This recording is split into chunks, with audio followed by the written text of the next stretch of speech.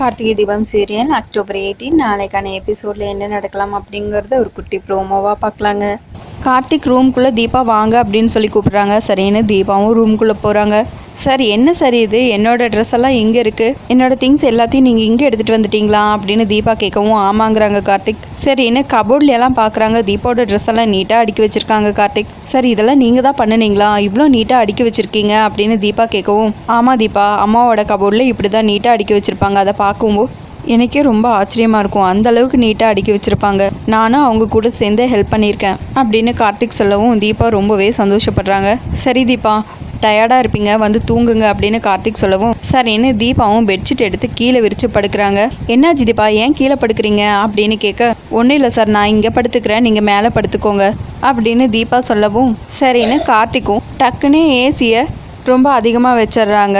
நல்லா குளிரட்டும், அப்போ தன்னால் மேலே வந்து படுப்பீங்கள்ல அப்படின்னு கார்த்திக் மனசுக்குள்ளேயே யோசிக்கிறாங்க.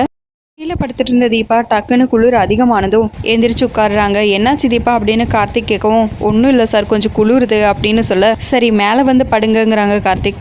இல்லை சார் வேணாம் அப்படின்னு சொல்லவும் அதெல்லாம் ஒன்றும் பிரச்சனையில் வந்து படுங்க அப்படின்னு சொல்ல தீபாவும் மேலே வந்து படுக்கிறாங்க ஒரு ஓரமாக. தீபா நல்லா படுங்க அப்படிங்கிறாங்க கார்த்திக். சரின்னு தீபாவும் நல்லா படுக்கிறாங்க. பெட்ஷீட் எடுத்து கொடுக்குறாங்க. தீபா அப்படியே போத்திக்கிறாங்க.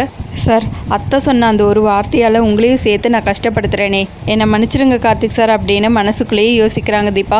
தீபா எனக்கு தெரியும், அம்மா சொன்ன அந்த வார்த்தையால் தான் நீங்கள் இவ்வளோ விலகி இருக்கீங்க. கூடிய சீக்கிரம் உங்கள் நல்ல மனசை அம்மாவும் புரிஞ்சுப்பாங்க. நீங்களும் சாரன்னு கூப்பிடுறீங்க, அதே மாதிரி பல்லவியும் சாரன்னு கூப்பிடுறாங்க. ரெண்டுலேயும் ஏதோ ஒரு ஒத்துமை இருக்கிற மாதிரி எனக்கு தெரியுது, அது என்னன்னு கூடிய சீக்கிரம் கண்டுபிடிக்கிறேன் அப்படின்னு கார்த்திக் மனசுக்குள்ளேயே யோசிக்கிறாங்க.